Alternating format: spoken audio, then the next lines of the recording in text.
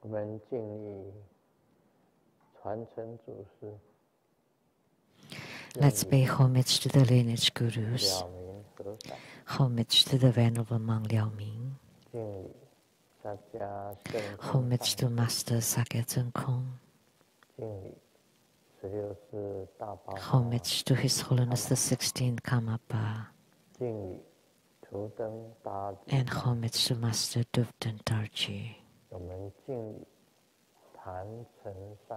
Homage to the three jewels of the altar. Homage to the main deity of the good practice tonight, Mahajundi Buddha Mother. Sumo, Danzan Katso, Duten Siddhi. All Dharma masters, Dharma educators, Dharma teachers, Dharma lecturers, Dharma assistants, directors of temples and chapters, and all disciples present here and over the internet. Good evening, everyone. How do you do?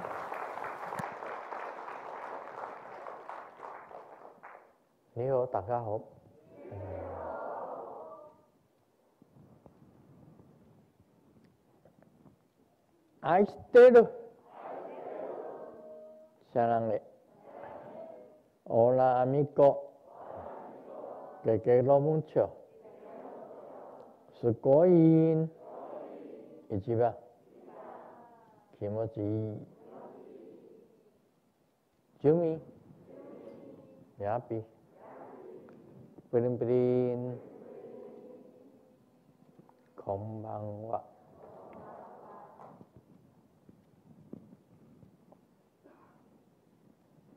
那今天晚上我们是修 This evening we practice Mahajundi Buddha Mother's Dharma practice. 这个它本身的法力 And the Dharma power of Jundi Buddha Mother is extremely high. So in True Buddha School, she's a yidam as well as a protector.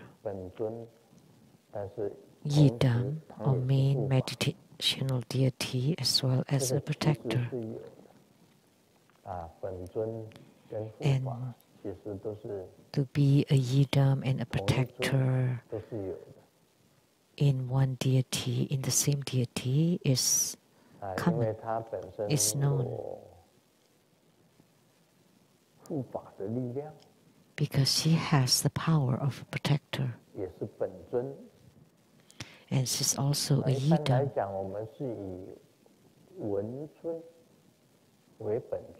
Most of us have serene or peaceful deities as our yidam, and the wrathful deity is our protector.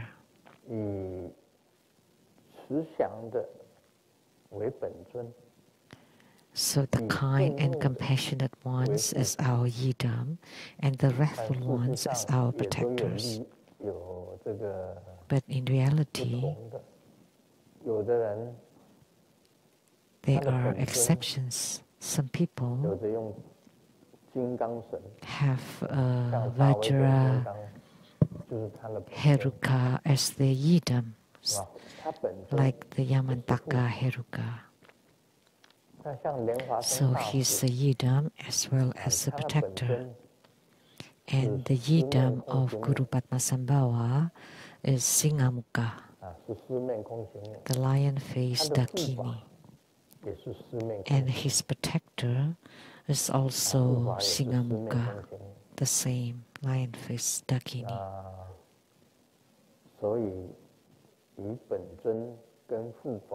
So, having the same deity for yidam and protector is known from the very beginning in Tibetan Tantrayana. So Jundi Buddha Mother has 18 arms, so she has infinite Dharma power. Therefore, she can be a yidam as well as a protector.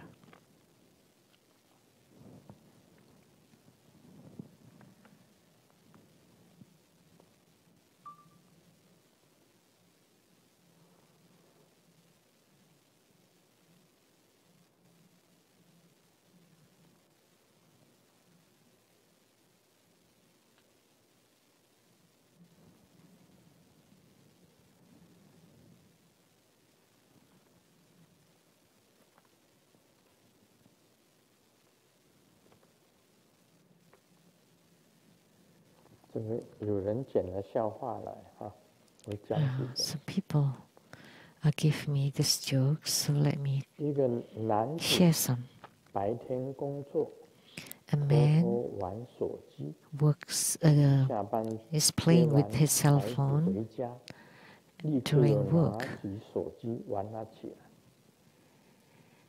And when he got home, he also played the cell phone. It's very common now that people always play with their cell phone. So the wife cannot stand it anymore and nag. You only know to play, always play. Days in, days out. When will you find out that your son is not yours? When he heard it, he became really furious.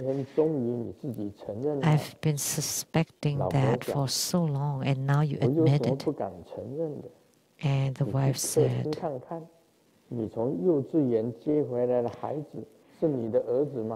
well, why don't you go to the living room and check the kid? Is that really your kid? The one that you got from the kindergarten. So he's playing with the cell phone all the time, so he actually picked up the wrong kid.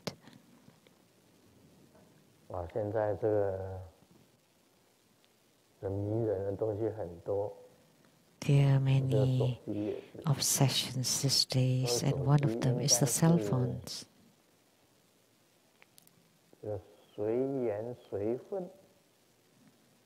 So we should say that cell phones should just come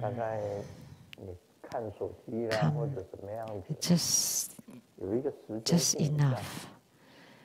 If you want to play with the cell phones, it's best, it's limited. Otherwise you get obsessed, right?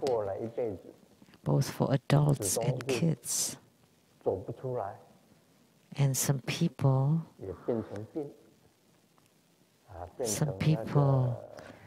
get attached to it all their life, and then they cannot control themselves, and it's a kind of disease, it's a kind of illness.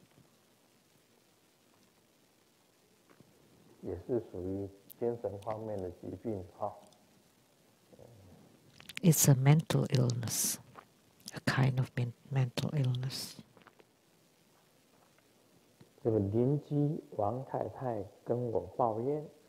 The neighbor, Mrs. Wang, complained to me, it's so boring to live with the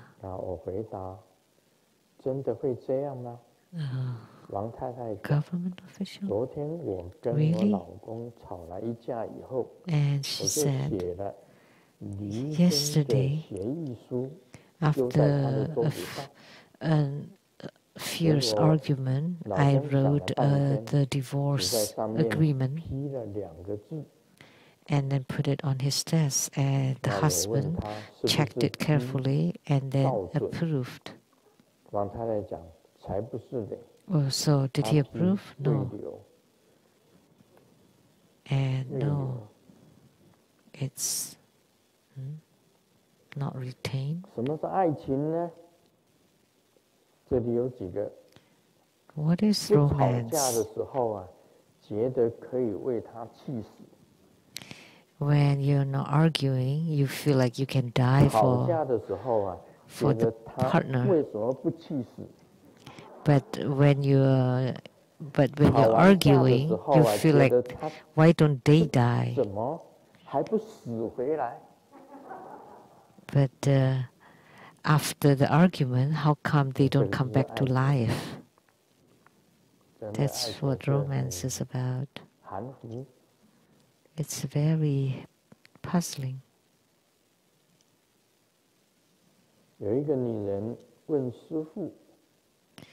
A woman asks a master,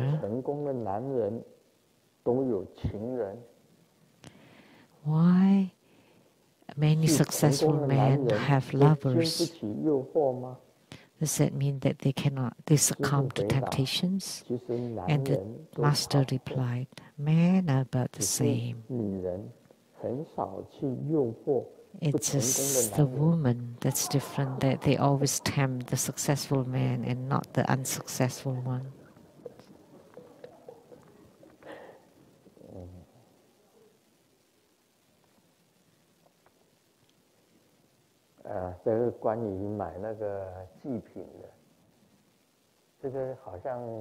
This is about buying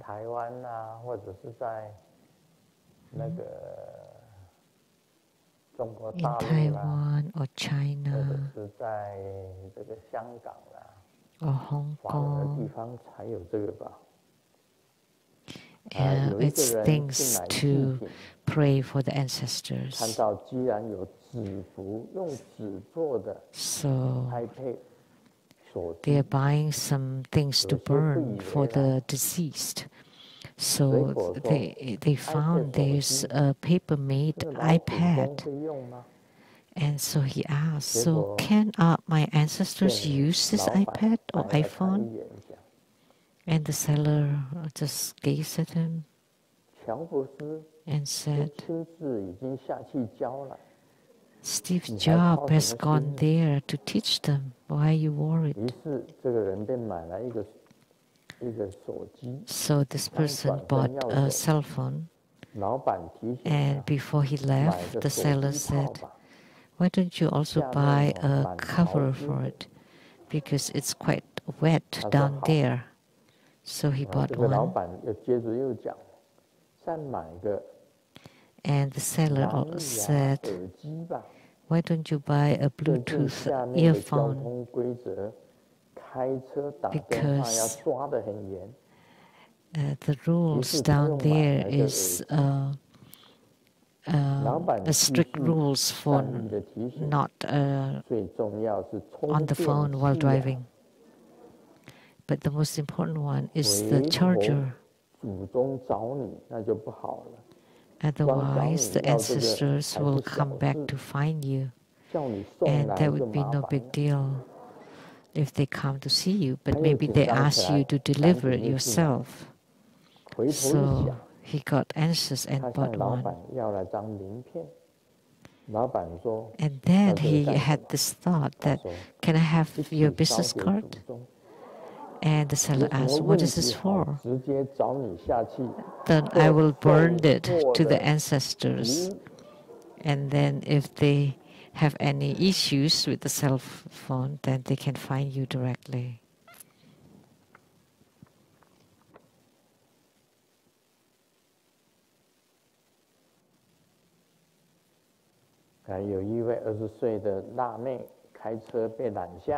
A hot girl of 20-year-old was stopped by the police officer. And immediately she asked, so if I disinfect myself because I was injured with alcohol, is that drunk driving?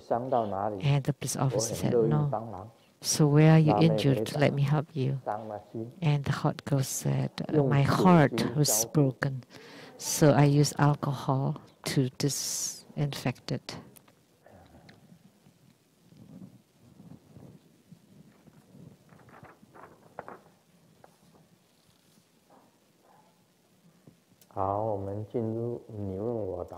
Now we'll do the question and answer from Malaysia. Nianhua Zheng Xuan. Grandmaster, how are you?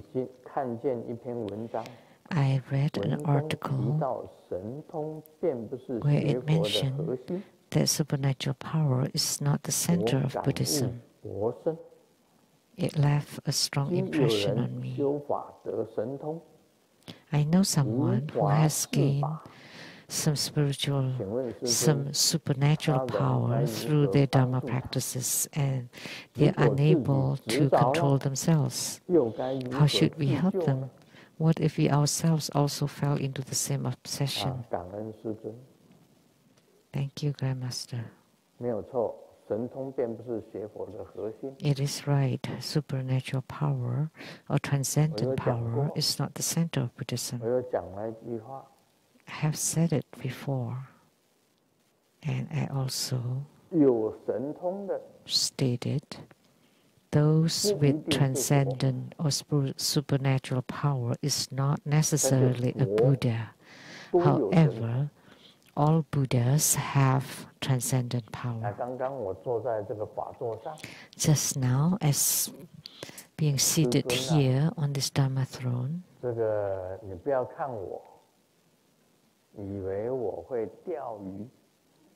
you thought that I would nod my head like fishing, you know, my head was drowsy.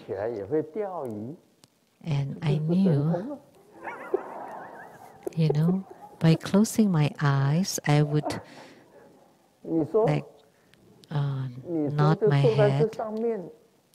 That's also a supernatural power. You know, I'm seated here, not by the lake. Why am I fishing? So that must be transcendent power. But that was a joke, okay? So now let me tell you something that's not a joke. When I was seated here, there was someone sticking out their head, asking for blessing on the head. And I did give him the blessing on the head. So I saw a head stick out, asking for blessing on the head. So I give the blessing. And this is real, true.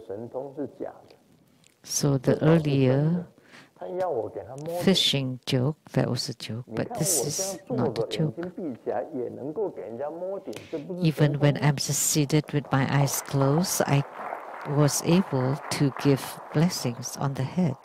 So isn't that transcendent power? Let me share another true story. In front of the Buddhas and Bodhisattvas, I can only speak truthfully. All the Buddhas and Bodhisattvas are here.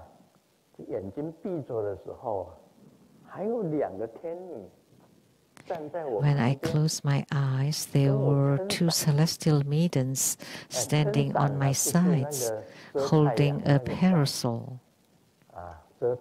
It's not an umbrella or black umbrellas or colorful umbrellas. It's not rain umbrella, but parasol.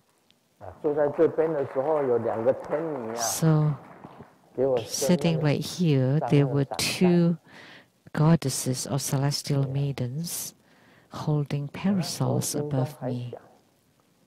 And I was thinking, parasols so high up, not so good. In the future, if you want to hold parasol for me, two parasols, then you should have a long parasol to cover me, so that doesn't matter how I nod or drowse or fish, I would not be seen.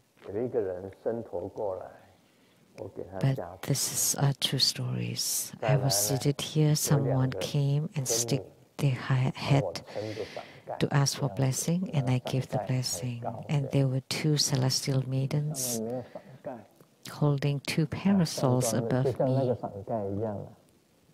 None here, right there. The one above the Buddhas are called parasols. And at the Rainbow Temple, there is a parasol above me, but not here. So the celestial maidens hold two parasols above me earlier, and I saw them. What was that? That's transcendent power.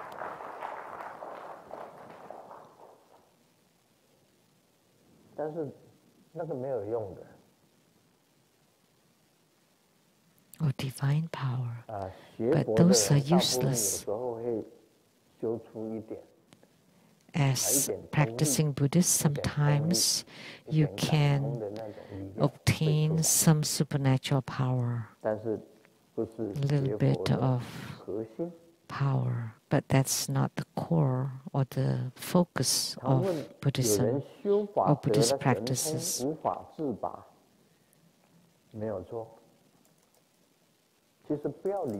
And there's some people who have supernatural power and they cannot control themselves. Actually, you should just ignore it. You should not be controlled by it.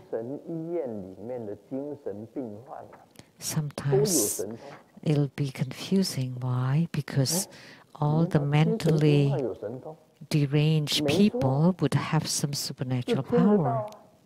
Really? Yes, they can hear things. Say today the Mazu said something or be friend with Sakyamuni Buddha, and Sakyamuni Buddha said so many things to them. They all think they are so great.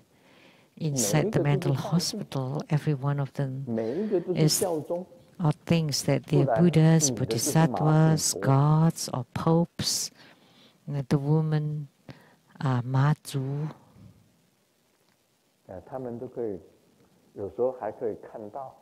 And sometimes they can see, but they're confused, puzzled. So whatever they do are so weird, strange, and irrational. It's abnormal, so they become mentally deranged or mentally ill people. The psychiatric ward patients sometimes can hear or see. There's this joke that the patient told the psychiatrist, I am the Pope.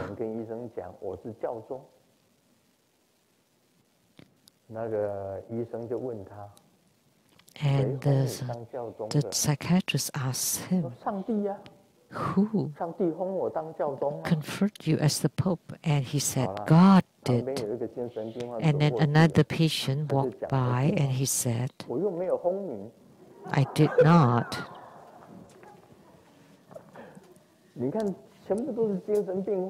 So they're all mentally deranged. I told this other joke. A mentally ill patient was holding a black umbrella inside the ward. And the doctor just couldn't think why. He's always holding an umbrella and sitting on the steps. So the doctor wanted to find out. So he also held a black umbrella and sitting together with the patient. An old lady holding an umbrella and the doctors also holding an umbrella, sitting next to her. And not long, the patient turned and asked the doctor, are you also a mushroom? So then the doctor knew that that patient thought that she was a mushroom.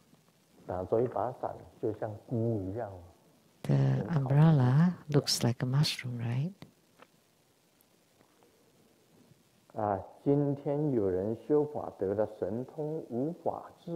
So there is someone who has gained supernatural power through their Dharma practices and unable to control themselves. How should we help them? If they are just not severe, then just ignore whatever they hear or whatever they see. Just ignore them.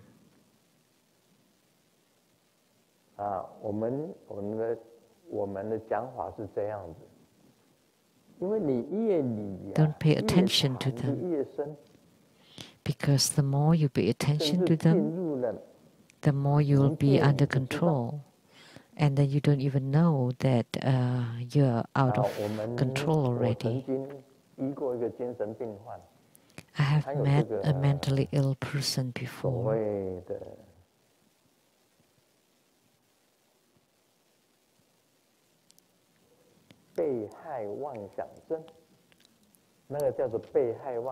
And they have a paranoia, always think that someone is harming them.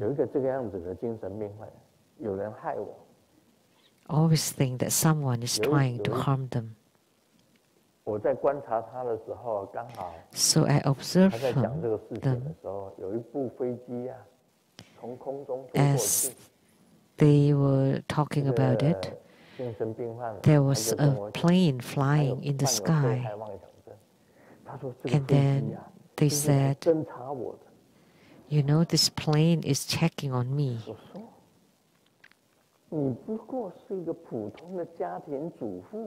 You're just a housewife, and you're not like authority or spy or a high officials. You're not any important figure without any specific knowledge. And a plane flying in the air and thinks that that's to spy on her. That would be too expensive. So that's, I think it's called paranoia.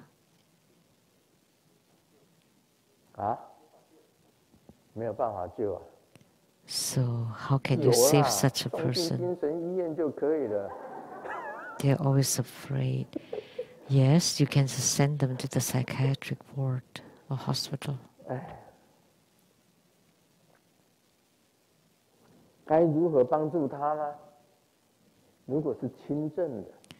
How should we help them?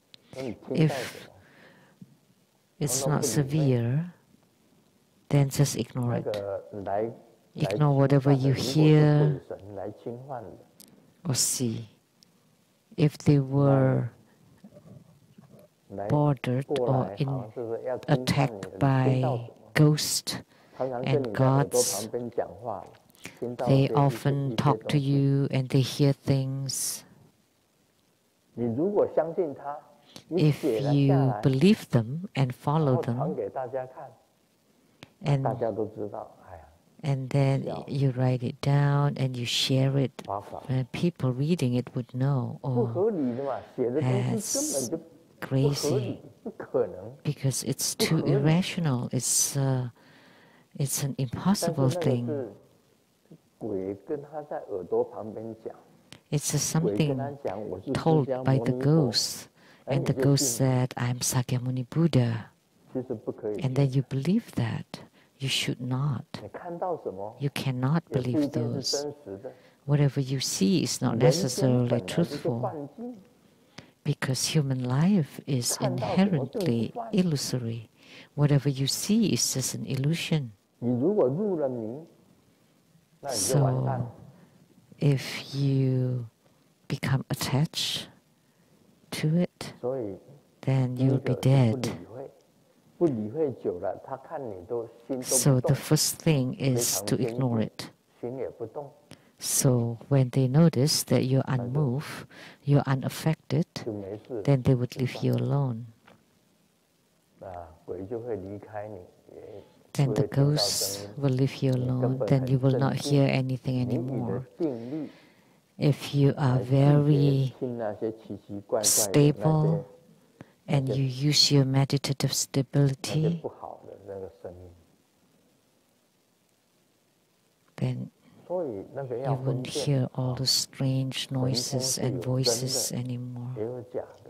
So therefore you would be able to discern the true transcendent power versus the improper or the fake supernatural power. Then either you have a true transcendent power or you're like a mentally ill person. So there are two spectrum. There's the spectrum.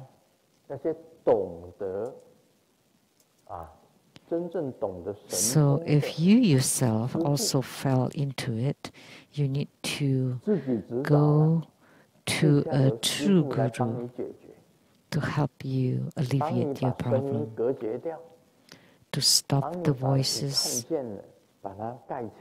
and then to cover your vision or your sightings so that you return to normal. Only these methods can be applied. If you have become totally obsessed, there's no way to help. They can only be sent to the psychiatrist. There are many symptoms. There are people who are they always like to be so clean, obsessed with cleanliness that I think called mysophobia, that they cannot stop washing their hands. They just finish washing their hands with soap, and for most people only a couple minutes or a few minutes, but they would wash for half an hour or they continue washing. And after they finish, they just walk a few steps and they feel that it's dirty and they wash again until the skin are all bleeding and they still wash. So it becomes an illness, an obsession.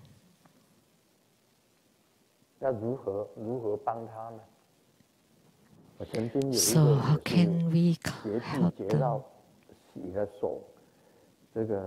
There was someone who had this obsession with cleanliness, and their hands were all wounded, and then the family brought them to me with all bandage around the hands and asked for advice, and I told them to go to the doctor.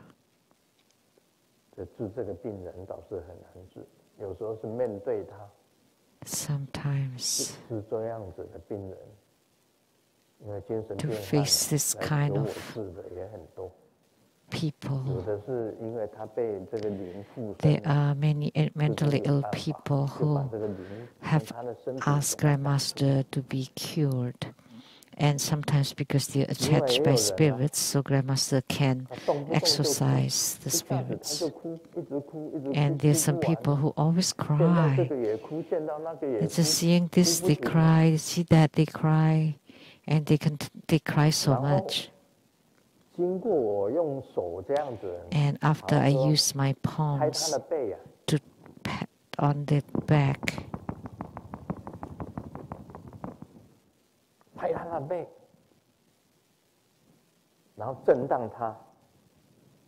and then to shake them, and there's like the crying old lady spirit fell from their body and left, and from then on they stopped crying. So this happened. Sometimes they're attached by ghosts or gods. Even for spiritual cultivators, sometimes they also have this kind of illnesses. So please be careful. And don't think that if someone tells you that he's Sakyamuni Buddha and you believe that, and then they reprimand this and that and the neighbors, and then they think that Sakyamuni Buddha was the one that told them about the neighbor, and then they wrote something and gave it to the neighbor, and the neighbor called the police and brought them to the mental hospital. And they thought that they had transcendent power or supernatural power, but actually it's not. It's just connection with the ghost. So therefore you need to be careful. It's best to ignore it. Just don't pay attention to what you see or what you hear, because whatever they say, sometimes it's just too much. It's not the norm, or it's very irrational or unreasonable.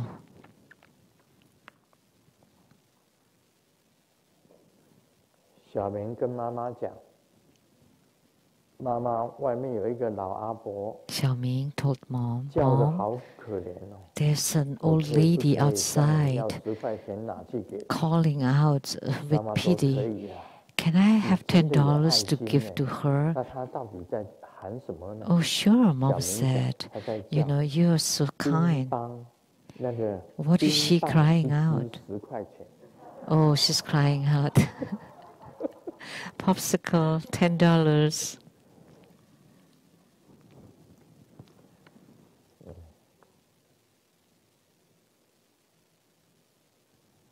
小明跟妈妈讲， Xiaoming told 妈 his 咪，妈 mom, 咪，我要尿 Mommy, 尿。 Mommy, I want to 妈妈 pee. 讲去吧， And 记 mom 得 says, 下一次要讲的文 Go 雅一 ahead.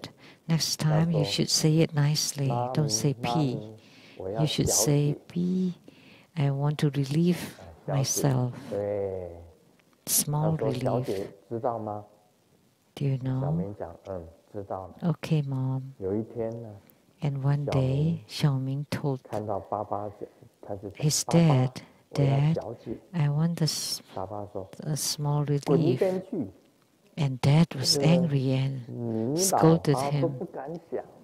I don't 你 even 竟然 dare 想 to 要小姐， think about it, and yet you want, oh, it's a play of word of Chinese, and you want a lady? 这是懂国语的人的笑话。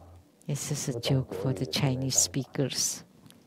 小姐，这国语真的是很 Chinese language is very difficult to say. 有一对男女相亲啊，大家知道 A 相亲 couple 吗？ was on a 对，女的问男 blind 的， date, 你在做什么行业？ and the woman asked the man, 我家是经 What do you 营 do? 地下钱庄。 And the man said, Oh, it's underground Wow, bank. 因为女生讲 So the woman 就想 thought 一定很有钱， he must be 才 very 可以 rich, 借贷给人家赚高利。 so he could 于是他就 give 答应交 loan 往。 with high interest. So and 交 she 往一段 agreed. 时间以后，女孩 to 子呢 date 要求 him. 男的带她去她家 And 看。 after a period of 到了 time, 男 she 方的 asked 家 him 里以后， to bring her home, to bring her to his 啊， home. And when she 原 got 来 there, 他 she 家开 found 的是 out 金子店。 that he was just selling the spirit money, you know, the paper money for the spirits. 啊，金子店是地下钱庄，烧给那个女生用的。不是烧，是烧给那个好死去的人用的。 It's for the dead people, you know.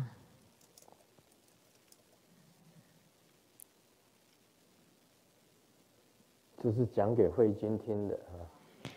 This is what Hui Jun 我们不能拉 Master. 长生命 We 的长 cannot 度， become, 我们不能 we 拉 cannot 长生命的长度， extend or 但是 elongate 我们可以 the 拓宽 lifespan, 生 but we 命的 can 宽度。 widen our 这句话 lives. 太有道理了。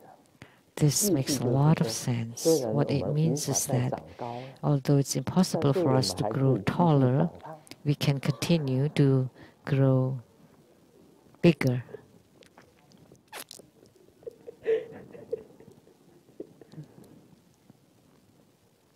好了，我们讲这个《金刚经》。 Now 智 let's talk 无 about the 比分 Vajrasutra. 第24。 Chapter 24, Incomparable Merit and Wisdom. 福分跟智慧 Merit 是 and 没 wisdom 有办法去比较的， is 没 impossible 有 to 办法去比 compare. 较的。第24 Chapter 24. 没有办法去比较的。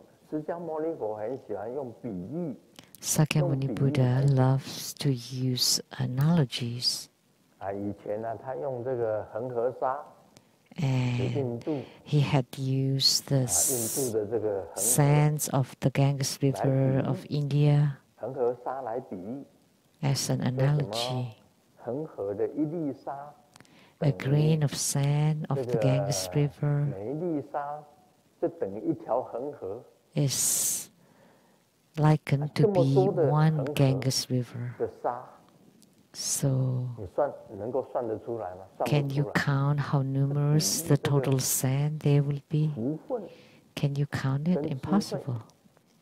福智 So the merit 这是 and 用比喻 wisdom 的。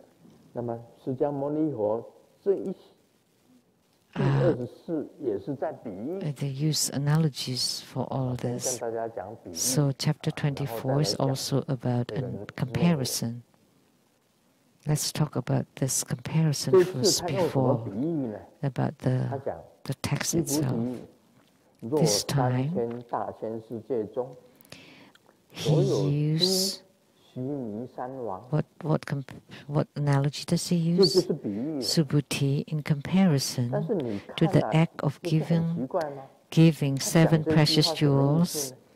piled 如 as 果 high as all 3000 the 大 biggest 千 Mount 世界中 Merus 所有的 in the 诸须弥 3,000 山 great 王， thousand worlds. What does this mean? 这个比喻哦，在我们的脑海里面， In our brains, 你有没有构想出来？ can you imagine what this is talking 因为 about? 佛教里面用来比喻的是这样子， Because in Buddhism, 我们 the 这个世界 analogies are like this. 最高的 Our 山就叫须弥山， The tallest mountain in our Shinsan, world that is is called Mount Meru. It is 佛 the 教的世 highest. 界观呢，整个世界 The 观就是 cosmology 中央 of 就是须弥 Buddhism 山， at the center is Mount 旁 Meru. 边有4个州，四大 Around 洲。 it are the 4 major 四大 continents. 洲再远一点有8小 And 洲， then further out, there are the 这4 8个州分成 minor 什么州呢？我们以 continents. 前讲的， And the 4东 continents 方就是 are 东胜神州，南方叫做南胆 East 部洲， the eastern continent, 那个北方呢， the southern continent of Jambudvipa, 西方是犀牛贺州，北方呢， and 北俱泸州， also the eastern 有14个 continent 州， and the 东 northern 胜神州 continent. There are 4 continents. 犀牛贺州、北俱泸州，这个南胆部洲，就分成14大洲。 So they're the 再 4来 major 有香水 continents. 海相隔，再来在8小洲。 And then there are the fragrant oceans, 须弥山只有 and 一 then 个 the 8 minor 是最高的 continents. 山， But there's 所以 only 叫做 one 须 Mount 弥山 Meru, 王。 and it is the highest mountain. That's 那么 why 他为什 it 么又 is 讲 referred 须 as 弥 in 山王？ Chinese the king of all 就 mountains, 是让 Mount 大家搞 Meru. 混了。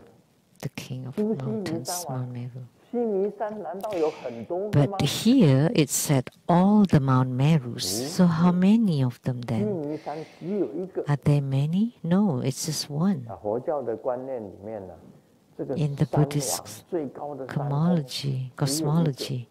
So the king of mountains is only one, Mount Meru, not all Mount Merus. But this is an analogy that Sakyamuni Buddha used. So the king of mountain, Mount Meru,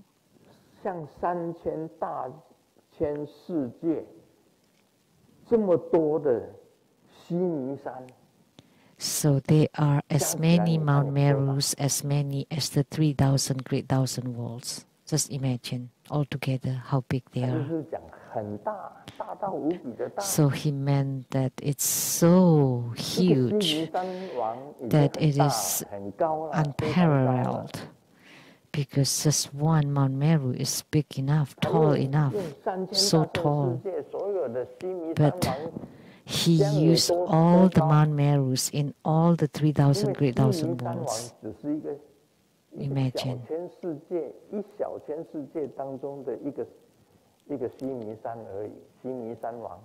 Because the king of mountains, Mount Meru, is just one mountain in the one small thousand world, the one small world.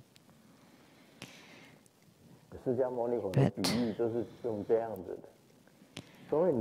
this is the analogy that Sakyamuni Buddha likes to use. So when you read the sutra text, you would think, what? All Mount Merus? Isn't there just one Mount Meru? But actually it's just an analogy. So as many Mount Merus as the 3,000 Great Thousand Worlds. And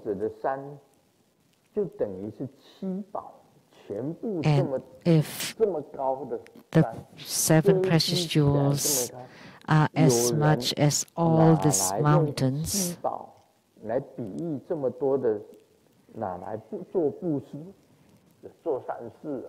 and use them as an act of giving,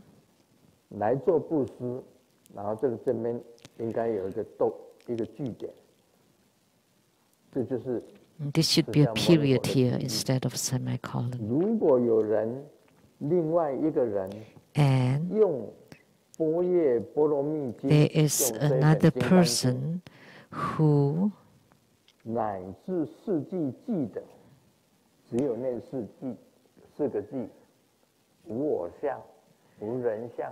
recites the Prajnaparamita Sutra, even if only the 4-line verse, who accepts, upholds, recites,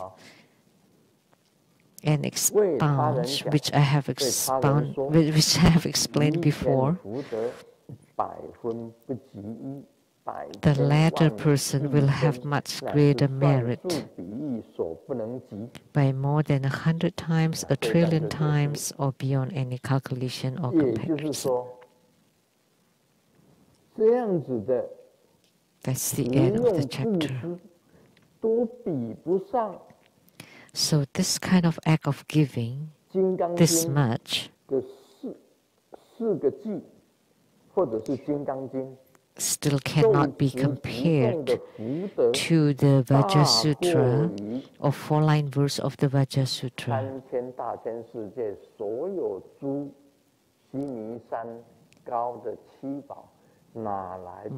who will have much greater merit than the former. It's impossible to compare.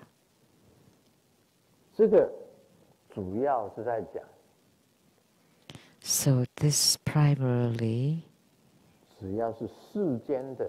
talks about any acts of giving in the world is limited. Whatever charities you do in the Saha world is limited.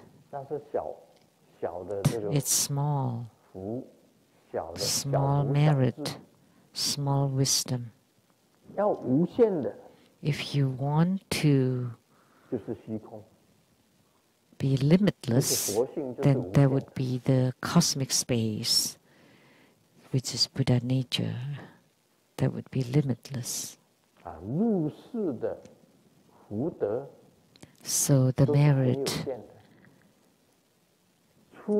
and the merit of the world is limited, but the merit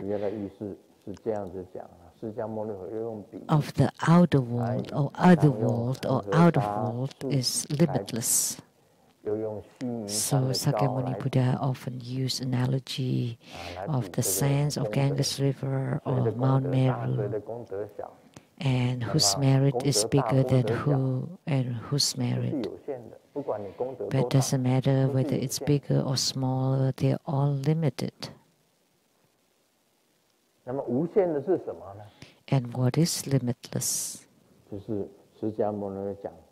is, as Sakyamuni Buddha said, is the Vajrasutra, the 4-line verse that is limitless, infinite. The non-phenomena of self, non-phenomena of others, non-phenomena of sentient beings, and the non-phenomena of lifespan.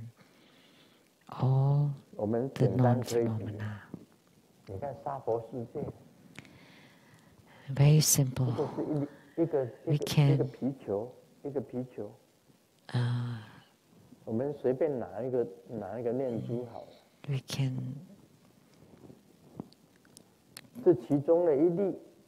compare or give an analogy.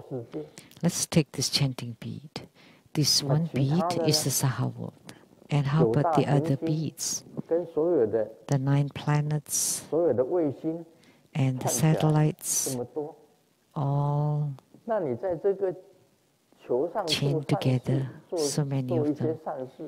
And you do good deeds on this bead. And so how much merit is that? It's very tiny, minuscule. See how many earths are there on this necklace? So if it's one bead, it's one earth. And then the country is even tinier than that. And then you do good deeds in there. So just imagine how tiny your merit is. And the solar system, there's so many planets.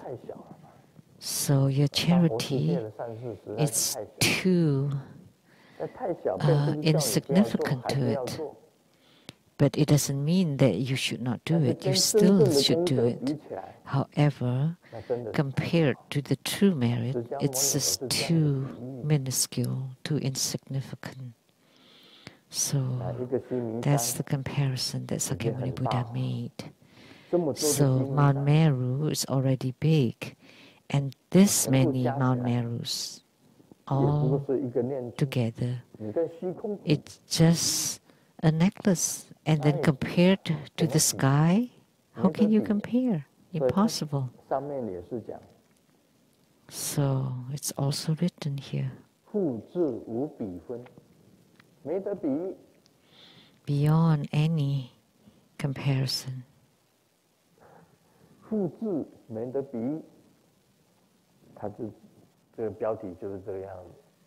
So incomparable merit and wisdom. That's the title. So comparing the limited one with the limitless, of course, is impossible. And what is limitless? The Vajrasutra, the non-phenomena of self, others, sentient beings, and lifespan. That's limitless.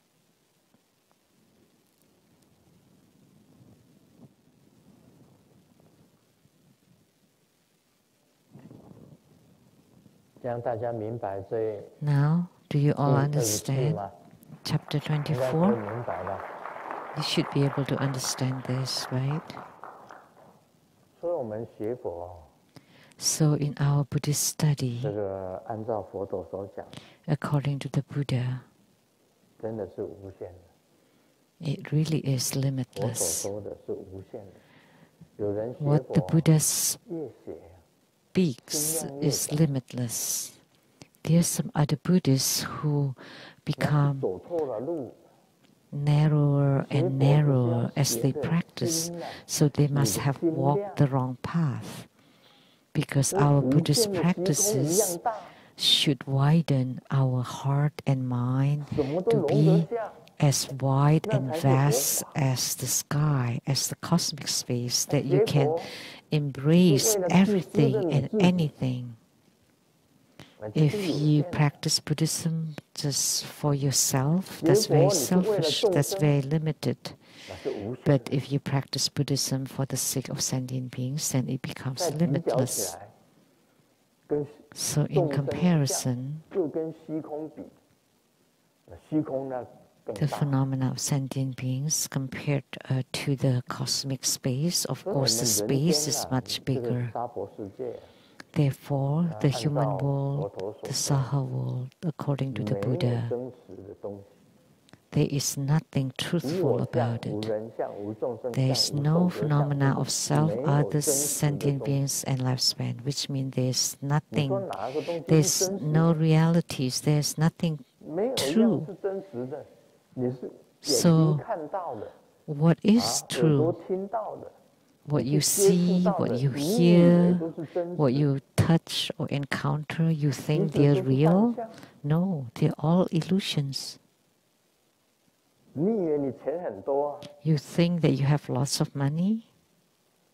They are not yours.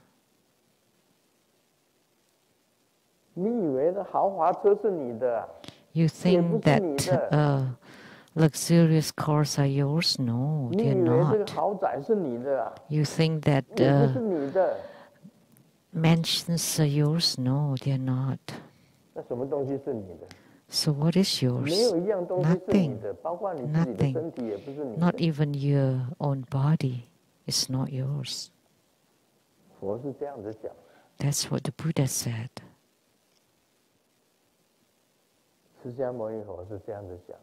That's what Sakyamuni Buddha said. Everything that you can see, everything that you can hear, anything that you can touch, none of those are yours. They're just for you for a moment. And then eventually they'll all be gone.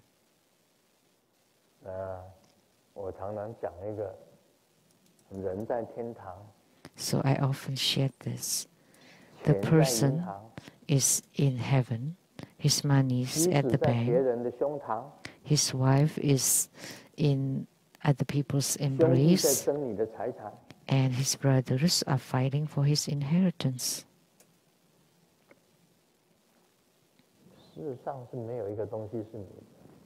So in reality, there is nothing that's yours. So when the Buddha talked about limitless, that's talking about this principle. So talking about infinity, then your heart and mind widens and becomes expansive. So if a thief steals at your house, you just think, well, you don't get to use it, so you let other people, let them use it. So do you have such a magnanimity? Are you that magnanimous? So if someone steals your thing, well, because you don't use it, let them use it. Someone's using it, it's the same as you're using it. That's called your magnanimity. Jesus said that people want your outer clothes, and you take off your underwear. This is spoken by Jesus, not me.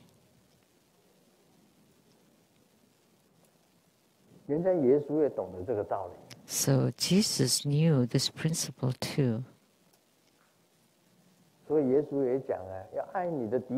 That's why Jesus said, love your enemies. But how can there be any enemies? There's no enemies. There's no enemies in this world. It's just a matter of If it benefits you, then that's your friends. If it doesn't benefit you, then that's your enemies. That's self-interest, selfishness. How can there be any enemies? So just widen your magnanimity. And you should be like the space. Only then you would be able to have attainments. Otherwise, if you're so narrow-minded or narrow-hearted or small-hearted, it's impossible to have any attainments. So the criminal was asked by the judge, why did you create counterfeit money? Oh, because I have elderlies to take care of, children to take care of, and they need school tuitions, and my wife needs to buy, and I still have lots of mortgages and bills to pay. And okay, let's stick to the key point here. And then he replied, oh, because I don't know how to print real money. So you think you're rich? Those are just papers, they're not money.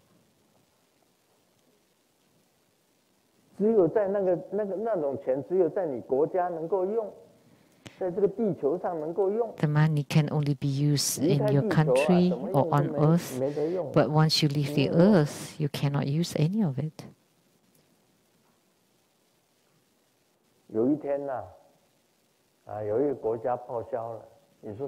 One day, if a country disappeared, then is that money? It's not money anymore, it's just paper. They're all fake. 男朋友为了讨好女朋友，男女朋友吵架。 the boyfriend and the girlfriend were in an argument. And then the boyfriend was trying to reconcile, and so playing with the cat. And so the girlfriend said, why are you playing with the pig? And then the boyfriend said, oh, but this is a cat, it's not a pig. And then she replied, but I'm talking to the cat. Why are you interrupting?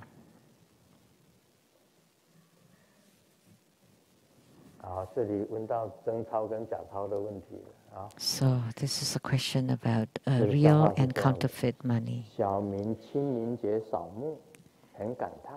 So for the ancestral day, mean burn paper money for the ancestors, and he's so astonished that the spirit money nowadays looks so much like the real money, and he felt a little bit reluctant. And after he finished burning all the paper money, his wife called him and asked him, aren't you going to the cemetery to burn paper money for the ancestors? Why didn't you bring the paper money? And then I just withdrew $60,000 NT dollars, and it's not here, they're gone, where is it? So Ming cried so hard, and there are other people also praying to the ancestors around, and they all praised Ming. Oh, such a good kid, crying like that, praying to ancestors. We can't find anyone like that. And then at night, he got a dream from the ancestors and complaining that the police caught them because they accused them of using counterfeit money. So now I'm asking you, what is the real money and what is the fake money?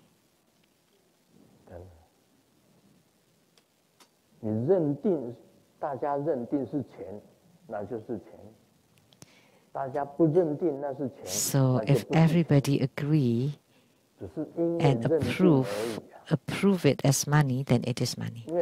If people don't then it is not money, right? Because the country specifies that it is money, so it is money. Otherwise, it's not. So even money is fake. So when money is fake, so what would be real? Nothing. Everything is just an illusion. Everything is illusory. Therefore, the Buddha said that this human world is just an illusion. So if you want to find anything real, that's the Buddha Dharma.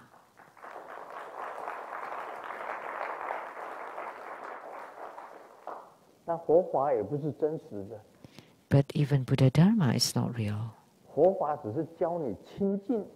Buddha Dharma is only teaching you how to become pure. And when you're completely pure, then you would be able to see or to find the true Buddha nature. So Buddha Dharma is only the means or a tool. It's mentioned in the Vajrasutra. It is just a tool. From this shore to arrive at the other shore.